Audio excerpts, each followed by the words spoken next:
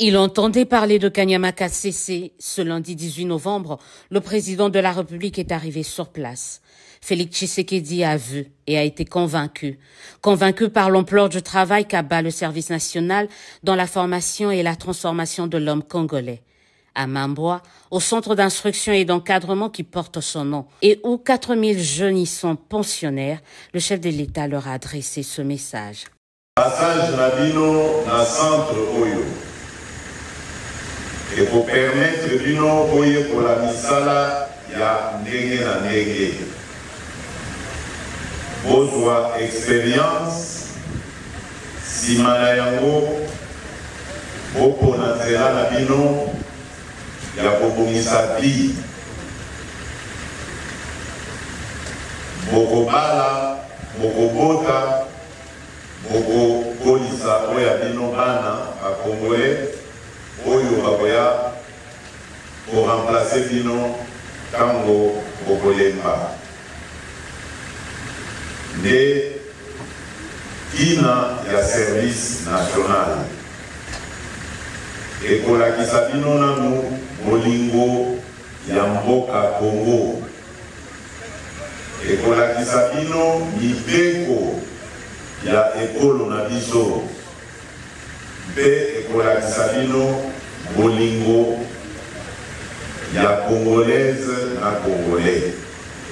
Mettant à profit les heures qu'il a passées dans cette partie de la province de Olomami, le commandant suprême de la police et du service national va, à partir de la paillote de sa résidence présidentielle, construite par des bâtisseurs, suivre religieusement des explications du commandant du service national sur ce qui se fait, notamment au centre pilote Laurent Désiré Kabila, les potentialités dont regorge cette région, mais aussi les ambitions du service national. Soucieux de palper du doigt les réalisations, le président Tshisekedi va faire le tour du propriétaire, chaque action cadrant avec sa vision. Le champ qui s'étend sur des milliers d'hectares lui fait dire que la revanche du sol sur le sous-sol prônée par lui est possible. Il en sera de même lors de son inspection à l'élevage. Parti de 100 il y a quelques mois, actuellement le service national compte plus ou moins 5000 têtes de bœufs. Chemin faisant, accompagné par des ovations de la population, le chef de l'État s'est arrêté dans une école construite et équipée par le service national. Et là, il se rappelle du bien fondé de la gratuité et de la nécessité de ne rien lâcher et de ne pas relâcher les efforts. Impossible de tout voir, mais la satisfaction pour le président Tshisekedi de constater que le service national, mais surtout son commandant, le général-major Jean-Pierre Kasson-Okabouik, font plus qu'il ne l'avait imaginé et mieux qu'il ne l'avait espéré, est réel. Nazali ndenge na loraki ne bandeli ya message na ngai na esengo mingi ya komona mosala oyo tosali mpe nazali kopesa longonia na général Jean-Pierre Kasongo mwana mboka ya lokumu oyo esengeli leta abosana te mpo asali mpenza mosala ndenge nasengaki asala mpe akamwisi ngai mpo abilisi mpe na mayele na ye moko asali kutu koleka ndenge nasengaki asala. Impressionné par la qualité du travail, le président de la République a promis de revenir régulièrement. Il a réitéré son appui et a promis la révalorisation des salaires des agents du service national.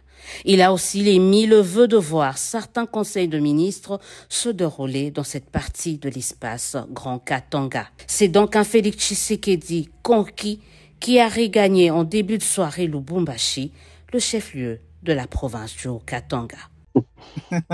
Ni sensationnel bagurishije gusa ni nayo mpamvu banamwishe bamaze kumwica n'abaescort be barabica n'abashoferi be kyo batazavuga ukuri ku bintu byagenze. Exactly gose General Mukutu ni wari ufite iyo mission ko muelimina we na Mundosi birazwi. Yeah. Okay, très bien. Claude abyumve neza ni ikinyoma bakwirakwije ariko siko kuri nagize piste ngo nkavugeho gatoya ku byo waruvuze. Merci beaucoup. Très bien. Yes, ndagira ngo noneho mpereze ni Cheris no JP waje kare twavuze ziravumera ko nta mwumvise yamanuye akaboko akagasuzuguro k'uyu mwana w'umuhungu ni Hello ziravumere yahinduye izina yitwa ngo niba new generation ntagenda ariko nkeneye ikibazo cye nahita kibaza aka kanya yes urabona ndi bubaze n'uyu mwana w'umuhungu mbangamiye none nureba nabi ndaguta ibishanga kuko oya ndaguproteja humura mundekere aranyibeshaho ariko ndamusigarana mureke twese tumaze mu bigire bigufi wowe yubajije biba binini reka n'abandi babibarize agarutse inshuro ya 17 ziravumera comment ça va ça va bien mon frère nishimye kukumva nashatse cyane kukuvugisha ndakubura ariko baza trebe tuganira nta nubwo mfite ibibazo byinshi na minsi juste kugushimira merci beaucoup ibindi bibazo bagiye babimbariza bakoze cyane yego gusa uzagendagira ngo ngusaba utuntu tumwe hanyuma nimanukire muhira atajya kunti bishanga ntabwo tibishanga mwana wa mama ibarese oya no kuganira tiama protection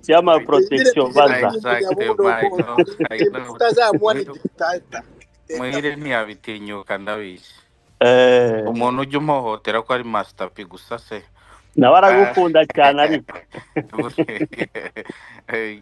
burya ngo bajye babwira umwana ngo atuke uwo yanga agatuka uwo akunda buriya bari yavuze nuko nzi ko ari inshuti zanjye ça c'est vrai ya vraiment wakoze kuduha umwanya uhagije yego uganira n'aba bantu bari aha aba bavandimwe baba bakumvaga positivement n'abakumva negativement Imana ibafashe nabo bazahinduke ariko kandi ndashima ko nabo bumvishe kuko haraho nabonye benshi kuko ejo cyangwa ejo bundi na Bibiliya bivuga neza uzi ukuri nta kuvuge kuzamubera icyaha igikuru nuko bazisangaho bisanze ariko hari uko bumvishe cyangwa hari uko babwiwe icyo ni kimwe nshima ko wafashe umwanya uhagije ugerageza gusobanurira abantu details zishoboka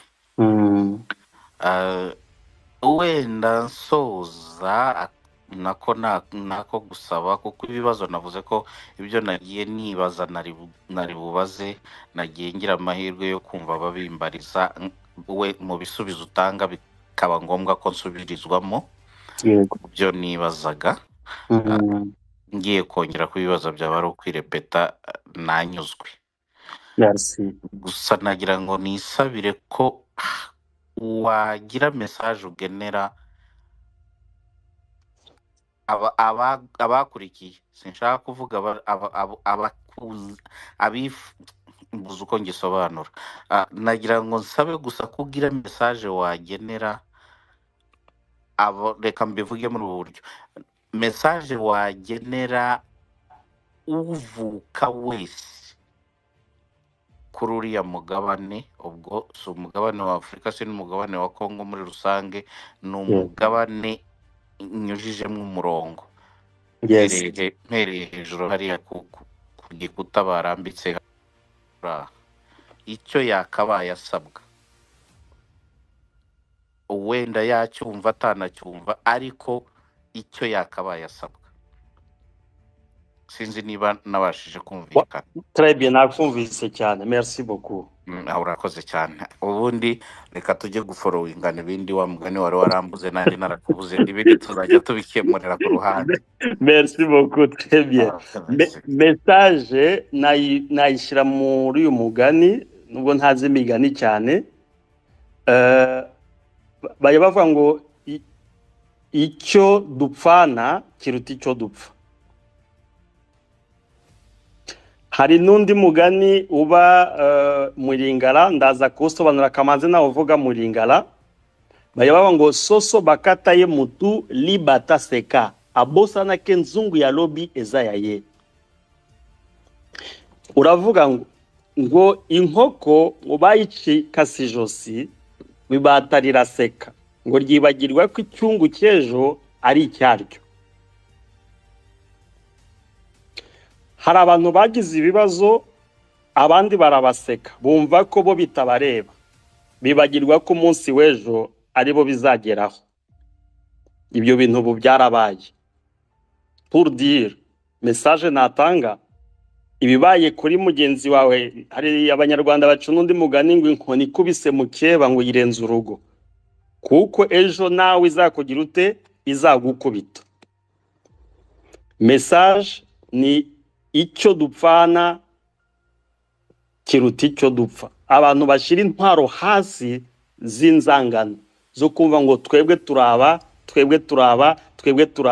Intambara bihagaze ngitangira navuze ko ubumena c'est le bloc ouest contre le bloc est, idashaka kwizagaruka ku butegetsi kubera impamvu navuze yuko Tshisekedi yagize agahinda ko kubura ubutegetsi muri 97 kubera AFDL yaje. Bemba agira agahinda ko kubura ubutegetsi 2006 anajarahe kubera abaswahili. 2011 Tshisekedi yongera agahinda kuri ubutegetsi, none bamaze kububona bazi ko adui numero 1 mena c'est le muswahiliphone, nta nubwo mena kiri rwandophone w'umunyamulenge. Donc ni message ya mobilisation générale, ibyo twapfaga twese tubirambike hasi. Uwumvaga ko umunyamurenge ari aduyiwe, uwumvaga ko umututsi wo muri Nord ari aduyiwe, uwumvaga ko umusha ari aduyiwe, uwumvaga ko muhema ari aduyiwe, ibyo bintu kubishyira hasi, faire un front commun de libération. Uzakora libération ntabwo ari umufaransa uzaza kuribera, so umunyamerika, so umurusiya, ni twebwe twenyine tuzilibera sous l'emprise de l'ennemi. Ni seul message. Umuntu wese wumvaga ko hari umuntu ari aduyi wo muri este abishire hasi, cyana se ndeba roba bangala, cyana se twese turebe aduyi duhangane nawe, asiye ibyo dupfana biruta ibyo dupfa. C'est le seul message que moi je peux donner. Buri muntu wese yumve ko buri muntu wese ari concerné, ibyo twapfaga tubishire hasi, twese turebe juste l'ouest duhangane n'abatanganye natwe tubaneshe kugira ngo tubone liberation yacu, full stop.